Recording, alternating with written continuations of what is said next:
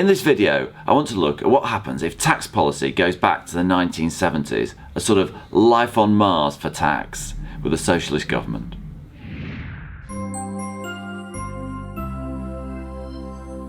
Welcome to my video.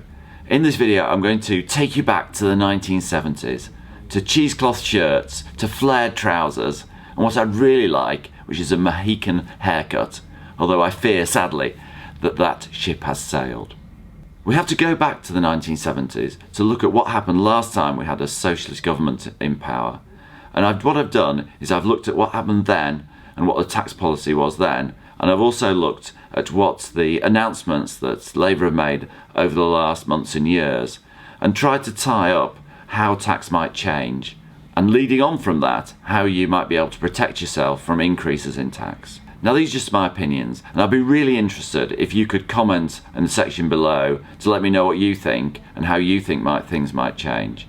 And if you'd like to see more videos like this, please subscribe to my channel. I'm going to deal with all the major taxes, but I think with inheritance tax and property taxes, I think there's quite a lot on those, so I'm going to do separate videos on those. I want to start by looking at pensions. Pensions are really good for tax because they fall out with your estate for inheritance tax. You can save money that would otherwise be taxed at the highest rates of tax, and also you get your 25% tax-free lump sum.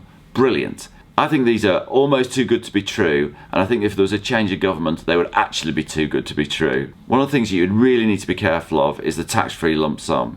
So if you've saved enough and your investments have been good enough that you've ended up with £1 million in your pension, as the rules are now, you get a quarter of that, £250,000 that's never taxed, and your £250,000 tax-free lump sum. Effectively, that is a huge amount of tax relief that is going to people who are, by definition, millionaires. And I think that is very unlikely to outlive a change in government. I think that is likely to be restricted to £50,000 to £75,000, so that you won't be able to take the full £250,000 out tax-free. And I think that could be enacted very soon after a change in government. So if you're thinking of taking out your cash-free lump sum and there is going to be a change in government, I would think very seriously about whether it's right for you to take your tax-free lump sum now and make sure that it's not taxed, whereas now it's tax-free. The other potential change on pensions is whether you get full tax relief on the money that you put into your pension scheme. At the moment, if you're a high rate taxpayer, you get high rate tax relief as you put money into your pensions. Now, the effect of that is that almost all, a very high percentage of money that goes into pension schemes saves higher rate tax.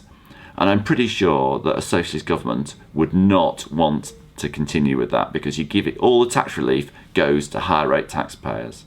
The one complication to that is that the people who would be most affected if that rule was to change would be higher paid public sector employees. So that's senior teachers, hospital doctors, senior civil servants. So I think that because that is a key group for Labour, I think there is a possibility that they will keep higher rate tax relief, but I'd be amazed if there wasn't some change. I want to move on to corporation tax. Corporation tax in 2019 is set at 19%, and in 2020 it's scheduled to decrease to 17%. In the last manifesto, Labour are intending to put that back to 26%, which is actually quite a substantial, about 40% increase in the rate of tax. But I'm not sure. We'll see what happens, and I'm not sure there's a whole load of planning that we can do until we know what's going to go on that one. VAT. I think VAT would potentially be a good news story. It's Conservative governments generally put the VAT rate up, and Labour governments that reduce the VAT rate. I guess the big one on VAT is that almost all VAT law is EU law, so whether that'll change if we do leave the EU, that will remain to be seen. With income tax, what they've said is that people who earn less than £80,000 a year will be maybe a bit better off or no worse off. People who earn more than £80,000 a year will be worse off and pay more tax. And I was thinking about this, and actually it doesn't affect too many of our clients, because if you've got a husband and wife team in a small company, then normally they share the profits 50-50, so you've got two lots of £80,000 or £160,000 before you pay the extra tax that they're suggesting. And for most people that I deal with, that will actually not increase their tax bill. So I'm sort of hopeful that that won't impact people too much.